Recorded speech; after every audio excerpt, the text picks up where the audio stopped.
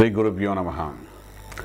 ఓం భద్రం కర్ణేభిః శృణుయామదేవాః భద్రం పశ్యేమాక్షభిర్యజత్రా స్థిరైరంగైః సుష్ఠువాగం సస్తనూభిః వ్యసేమ దేవహితం యదాయుః. స్వస్తి న ఇంద్రో వృద్ధశ్రవాః స్వస్తి న పూషా విశ్వవేదాః స్వస్తి నష్టాక్షో అరిష్టనేమిః స్వస్తి నో బృహస్పతిర్దధాతు. ఓం శాంతి శాంతి శాంతి. గం క్షిప్రప్రసాద గణపతి నమః. శ్రీరామాయ నమః. శ్రీరామచంద్ర వారి యొక్క జాతకము విశిష్టత, శ్రీరామనామ యొక్క విశిష్టత గురించి మనం మాట్లాడుకుంటున్నప్పుడు మొట్టమొదట రాముల వారిలో ఉన్న విశిష్టత ఏంటి? అతి సామాన్య మానవుడిగా ఉండి ధర్మాన్ని 4 పాదాలుగా నడుస్తున్నట్టుగా నడుస్తూ చక్రవర్తి అయి ఉన్నాడు. వీటన్నిటికంటే ముందు శ్రీరామచంద్ర వారు జననం తర్వాత మనకు ఒక విశేషమైన స్థితి తెలుస్తుంది. అసలు రాముల వారి యొక్క జీవిత చరిత్రలో చూసుకుంటే రావణ బ్రహ్మని వధించడానికి అతి సామాన్య వ్యక్తిగా, అంటే ఆయన ఒక వరం తీసుకున్నాడు. నరులు వానరులు తప్ప వేరే ఎవరితోనూ కూడా నేను చావకూడదు అని ఒక వరాన్ని తీసుకున్నాడు రావణాసురుడు, రావణ బ్రహ్మ. అటువంటప్పుడు భగవంతుడు మానవ రూపంలోనే వెళ్ళి రావణ బ్రహ్మని సంహరించాలి కాబట్టి అక్కడ మన కైకేయి వరం కోరుకోవడము, అక్కడ పట్టాభిషేకం జరగకపోవడము, మొత్తం రాముల వారు అతి సామాన్య వ్యక్తిగా అడవులు వనవాసముకు వెళ్ళడము,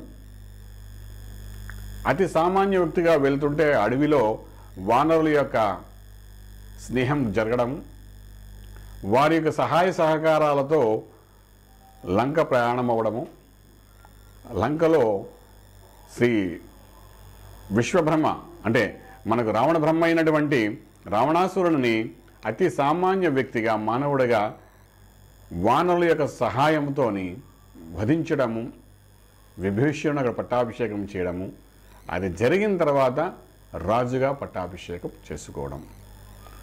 ఇదంతా మనకు రామాయణము చాలా అతి సూక్ష్మంలో చెప్పాలంటే జరిగిన కథగా చెప్తాం.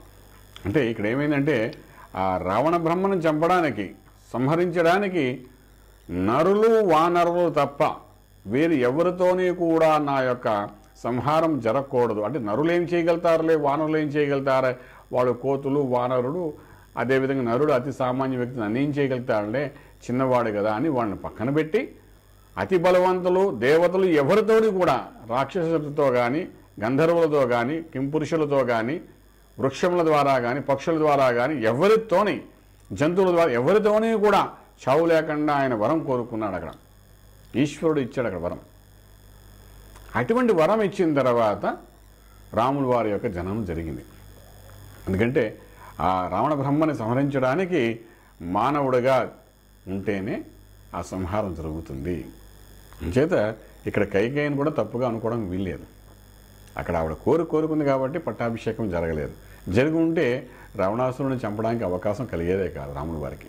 అంతా ఓ రకంగా చెప్పాలంటే మొదటి నుండి బ్రహ్మరాతలాగా ఇదంతా జరిగింది కథ. చేత ఇక్కడ కైకేయి కూడా ఒక ముఖ్యమైన పాత్ర పోషించింది అని చెప్పడానికి అవకాశం ఉంటుంది. అటువంటి శ్రీరామచంద్ర వారి యొక్క జాతకంలో మనకి ఏం తెలుస్తుంది అంటే పునర్వస నక్షత్రం కర్కాటక రాశి 4వ పాదం కాబట్టి కర్కాటక రాశిగా మనం తీసుకుంటాం. మహా అద్భుతమైన ఇది. అదేవిధంగా ఆ రాశిలో చంద్రుడు ప్లస్ చంద్రుడితో పాటు గురుడు కూడా కలిసి ఉండవు. లగ్నం కూడా కర్కాటక లగ్నంలో పుట్టినట్టుగా మనకు వివరాలు తెలుస్తుంటాయి. కాబట్టి కర్కాటక లగ్నము, కర్కాటక రాశి, కర్కాటక రాశిలో గురుచంద్రుల యొక్క కలయిక అంటే గజకేసరి యోగం యొక్క యోగము, ఇక్కడ గురుడు కలిసి ఉన్నాడు కానీ హంసయోగం యొక్క యోగము ఆ శ్రీరామచంద్ర వారి యొక్క జాతకంలో మనకు కనిపిస్తుంది. రాముల వారి యొక్క జాతకంలో పంచమహాపురుష యోగాలు ఉన్నాయని చెప్తుంటాం జ్యోతిషాస్త్రపరంగా. పంచమహాపురుష యోగాలు అంటే ఏమిటి? ఒకటి హంసయోగము, రుచిక యోగము, శశయోగం, మాలవి యోగం, భద్రయోగము. ఒకటి గురువు ద్వారా, ఒకటి శని ద్వారా, ఒకటి కుజుడు ద్వారా, ఒకటి బుధుడు ద్వారా, ఒకటి శుక్రుడు ద్వారా. ఇటువంటి 5 గ్రహాల ద్వారా జరిగే యోగాలే పంచమహాపురుష యోగాలు అంటారు. ఇటువంటి అద్భుతమైన పంచమహాపురుష యోగాలు శ్రీరామచంద్ర వారికి ఉన్నాయి కాబట్టి అతి సామాన్య వ్యక్తిగా తన యొక్క విద్యాభ్యాసము కానీ అరణ్యవాసము కానీ చేసుకుంటూ నడకంతా ధర్మపాదంగా నడుచుకుంటూ ముందుకు వెళ్తూ నడకను బట్టి ధర్మపాదాలుగా 4 పాదాల మీద ధర్మాన్ని నడిపించబట్టి మహారాజు మహాచక్రవర్తి అయ్యి త్రేతాయుగం ద్వాపరయుగం కలియుగం వచ్చినా కూడా ఈరోజు కూడా శ్రీరామచంద్ర వారిని దేవుడిగా మనం కొలుస్తూ ఆయన యొక్క శ్రీరామనవమి యొక్క కార్యక్రమాన్ని మనం ఇప్పటికీ చేసుకుంటున్నాం. ఇంట్లో ఒక కుమారుడు పుట్టగానే మనం రాముడు లాంటి కుమారుడు అయితే బాగుండు అంటుంటాం. కారణం ఏంటంటే రాముడు నీలమేఘశ్యాముడు అయినప్పటికీ కూడా రాముడు దేవుడు, రాముడికున్న సంస్కారాలు, రాముడికున్న గుణాలు, రాముడికున్న నీతి నియమాలు, రాముడికున్న పాలన, రాముడికున్న అడ్మినిస్ట్రేషన్, శ్రీరామచంద్ర వారికి ఉన్న ప్రతి ఒక్క లక్షణాలు నా కుమారులో కూడా ఉండాలనే భావంతో చేస్తుంటారు. అందరూ ఆయన పేరు పెట్టుకోవాలి ప్రయత్నం చేస్తారు. అటువంటి రాముడి కర్కాటక లగ్నమై ఉండి లగ్నంలో గురుచంద్రుడు ఉండడం వలన గజకేసి యోగము, హంస యోగము అనే 2 యోగములతో ఆయన పుట్టాడని చెప్పడానికి అవకాశం ఉంది. దీనికి తోడుగా ద్వితీయ స్థానంలో రాహు, చతుర్థంలో శని తులారాశిలో ఉచ్చస్థితిలో ఉండడం, కుజుడు సప్తములో మకర రాశిలో ఉచ్చస్థితిలో ఉండడం, అంటే కురుడు కూడా యోగంలో ఉన్నాడు. అష్టములో కేతు మోక్ష మార్గం, భాగ్యంలో శుక్రుడు ఉచ్చస్థితిలో ఉండడం, అంటే కేంద్రం అనుకుని భాగ్యం అంటే 9వ ఇంట్లో ఉండడం, మీనరాశిలో ఉండడం. అలాగే రాజ్యంలో రవి కూడా ఉండడం మహా అద్భుతంగా, రవితో పాటు బుధుడు కూడా అక్కడ ఉండడం, ఇవన్నీ విశేషమైన స్థితిగా మనం చెప్పుకోవడానికి అవకాశం ఉంది. హంసయోగము, రుచిక యోగము, భద్రయోగము, మాలవ యోగము, ఇవన్నీ యోగాలు కూడా ఈ స్వామివారి యొక్క జాతకుల్లో మనకు విశేషంగా కనబడుతుంటాయి. ఇన్ని యోగాలు శ్రీరామచంద్ర వారిలో ఉండబట్టి ఆయన దేవుడై ఉన్నాడు. ఈ కలియుగంలో మనకు ఒక యోగం ఉంటే చాలు చక్రవర్తి అయిపోతాం. సంపూర్ణంగా యోగం కానీ జాతకాన్ని అనుసంధానం చేసి బలోపేతం చేయగలిగితే మాత్రం మహారాజు చక్రవర్తి అయిపోతారు. రాముల వారితో పోల్చుకుంటే ఈ యోగంలో మనం తీసుకున్నామంటే పోలిక అంటే ఆయన గుణగుణాలతో పోలిక కాదు, జాతకరీత్యా ఆయన ఉన్న స్థాయికి వెళ్ళాలి అంటే మనం ప్యారలల్లీ మన కలియుగంలో తీసుకుంటే ఓ రాష్ట్రానికి ఒక ఎమ్మెల్యే అయ్యాడు, తర్వాత ముఖ్యమంత్రి అయ్యారు, తర్వాత మనకు గవర్నర్గా కాకపోయినా ప్రధానమంత్రి అయ్యారు, ప్రధానమంత్రితో ప్రెసిడెంట్ అయ్యారు, తర్వాత విశ్వమంత్రి అమెరికన్ ప్రెసిడెంట్ కావడం అన్నది ఈ పంచమహాపురుష యోగాలకు ఒక భాగంగా మనం చెప్తాం. ఒక అమెరికన్ ప్రెసిడెంట్ అయ్యి విశ్వామనంతా కంట్రోల్ చేస్తున్నాడంటే అది ఖచ్చితంగా ఆయన పంచమహాపురుష యోగాలు ఏదో ఒకటి ఉంటేనే కానీ ఆ స్థాయికి వెళ్ళారు.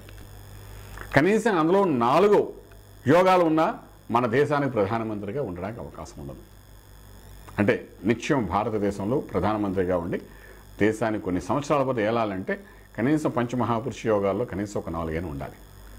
రాష్ట్రాన్ని ఏలాలంటే కనీసం అందులో 3 యోగాలైనా ఉండాలి. ఒక మినిస్టర్గా ఉండాలంటే కనీసం అందులో 2 యోగాలైనా ఉండాలి. కనీసం ఒక యోగం ఉంటే కానీ ఆ పంచమహాపురుషులో కొంత భాగం ఉన్నప్పటికీ కానీ ఆయన ఒక ప్రజాప్రతినిధిగా ఒక ఉన్నతమైన స్థాయికి వెళ్ళడానికి అవకాశం ఉంది. అటువంటి 5 యోగాలు ఉన్న శ్రీరామచంద్రుల వారు కూడా అతి సామాన్య వ్యక్తిగా కష్టాలన్నీ ఎదుర్కొంటూ 14 సంవత్సరాలు వనవాసం ఉండి ఒక అనుభవాన్ని కూడుకట్టుకుని ఆ వనవాసం అని చెప్తాం కానీ ఆ వనవాసంలో భాగంగానే వానరుల్ని జత చేర్చుకుని మిత్రుడిగా చేసుకుని ముందుకు వెళ్తేనే కానీ అక్కడున్న లంకాదహనం చేసుకుంటూ మనకు రావణ బ్రహ్మని సంహరించడానికి అవకాశం కలగలేదు. ఇలా వెళ్తేనే కానీ ఆయన సంహారం జరగదు. ఇది విధివ్రాత. అలా వెళ్ళడానికి శ్రీరామచంద్రవాడు మహారాజు ఇంట్లో జన్మించినప్పటికీ కూడా అతి సామాన్య వ్యక్తిగా వెళ్ళి అక్కడ యుద్ధం చేసి యుద్ధ నైపుణ్యాలు చూపించి గెలిచిన తరువాతే పట్టాభిషేకం జరిగింది. అదే శ్రీరామనవమి, రాముడు వారి యొక్క పట్టాభిషేకం. ఇటువంటి వాటిలో హంసయోగము అంటే గురుడు కేంద్రం నుండి చంద్రుడితో కలిసి ఉండడము, ఉచ్చస్థితిలో ఉండడము మహా అద్భుతమైన యోగంగా హంసయోగాన్ని భావిస్తాం. అంటే సత్ప్రవర్తన, సత్పాలన, ఇంకా అక్కడ సత్యం తప్ప ఇంకోటి ఉండదు హంసయోగం ఉన్న వాళ్ళకి. మనం చాలామంది చూస్తాం, న్యాయబద్ధంగా వెళ్ళేవాళ్ళు జీవితంలో చాలామంది కనబడుతుంటాం. మహారాజులే ఉన్నవాళ్ళు చాలామంది పేరు చెప్పుకుంటుంటాం. సత్ప్రవర్తనలో ఉన్న చక్రవర్తులు ఎంతోమంది చూస్తాడు. రాజ్యమే ప్రధానంగా రాజ్యం కోసం ఏమి చేసే మహానుభావులు మహాచక్రవర్తులు మనం ఎంతోమంది చూస్తాం. తర్వాత ద్వాపర యుగంలో చూస్తున్నాం. ధర్మంగా నిలబడాలని చేసేవాళ్ళు ఎంతోమంది చూస్తాం. ధర్మరాజు గారిని చూస్తాం, మనం కథల్లో వింటుంటాం. ఇవన్నీ ఏంటంటే హంసయోగంలో ఒక భాగంగా మనం చూస్తుంటాం. అటువంటి సత్ప్రవర్తనతో కూడిన రాజ్యాన్ని వెళ్ళడానికి, ధర్మాన్ని 4 పాదాలు నిలబెట్టడానికి హంసయోగం కారణమని చెప్తుంటాం. అలాగే శశయోగం, శని కేంద్రంలో ఉండడం వల్ల శశయోగం, ఉచ్చస్థితిలో ఉండడం వల్ల శశయోగం అయింది. శశయోగంలో ప్రజాదరణ పొందుతూ ఎప్పుడు రామచంద్రుడు వారు, శ్రీరామచంద్రుడు వారు ఎప్పుడు వారు త్రేతాయోగం కానీ వారు ఇప్పటికీ శ్రీరామచంద్రుడు వారిని కోరుతూనే ఉన్నారు, ఆయన తలుచుకుంటూనే ఉన్నారు. ప్రతి ఒక్కరి ఇంట్లో రాముల వారి ఫోటో ఖచ్చితంగా ఉంటుంది.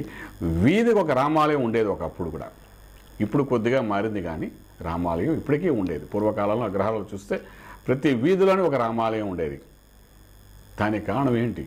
ఆ ప్రజాదరణ ఏంటి? ప్రజల్లో మనను ఆ రాముడు చేసిన పాలన నాడిది ఉన్నంతకాలం. ఇది శశయోగం యొక్క ప్రభావంలో జరుగుతోందని చెప్పడానికి అవకాశం. అలాగే భద్రయోగం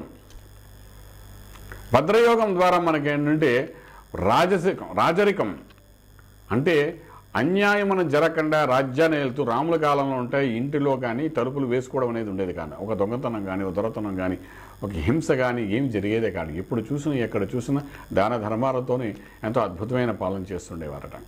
అంటే అన్యాయం అంటే ఇటు తెలిసేది కాదట. ఇప్పుడు ఒక వ్యక్తి ఒక మంచి పని చేస్తే దాన్ని హైలైట్ చేస్తూ మనం మాట్లాడతాం. ఒక ఆటోలో ఒక వస్తువు పోతే ఆటో కూడా తెచ్చి మనకి ఆ వస్తువు తిరిగిస్తే అబ్బో ఈ కాలం కూడా ఇటువంటి వాళ్ళు ఉన్నారా అంటే ఒక మంచి పని చేయగలుగుతారు. అంటే మంచి పని చేసేవాళ్ళు కరువు అయిపోయారు ఇప్పుడు. అప్పుడు పూర్వం రాముల కాలంలో తలుపులు తెచ్చి పరుచుకున్నా ఏ వస్తువు ఎవరు తీసుకునేవాడే కాదు. అంత భద్రయోగం ఉండేది. రాముల పాలన అంటే దద్దదు. అలాగే మాలవీయం, శుక్రభోగంతో కూడిన మాలవీయ యోగం, రుచిక యోగం, శుక్రుడు ద్వారా వచ్చే సుఖభోగం, సుఖమైన యోగాలు. రాముల కాలంలో రాజ్యంలో సుఖము తక్క కష్టం అంటే ఏమిటో పదానికి అర్థమే తెలిసేది కాదు. శ్రీరామచంద్ర వారికి ఉన్న పంచమహాపురుష యోగాలలో భాగంగా 5 రకాల యోగాలు ఉన్నప్పటికీ కూడా ఈరోజు కూడా శ్రీరామచంద్ర వారు మనం తలుచుకుంటున్నాం అంటే ఆ పంచమహాపురుష యోగాలు ఉండబట్టి మనం ఆ విధంగా ఆయన తలుచుకుంటున్నాం.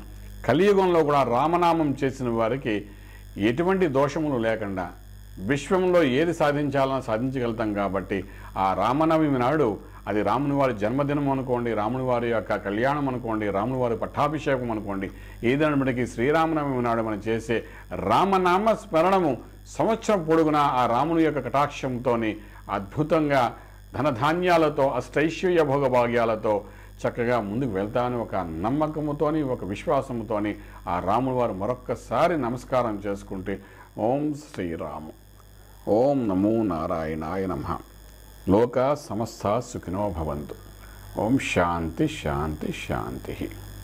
For more details, please subscribe Newsmark.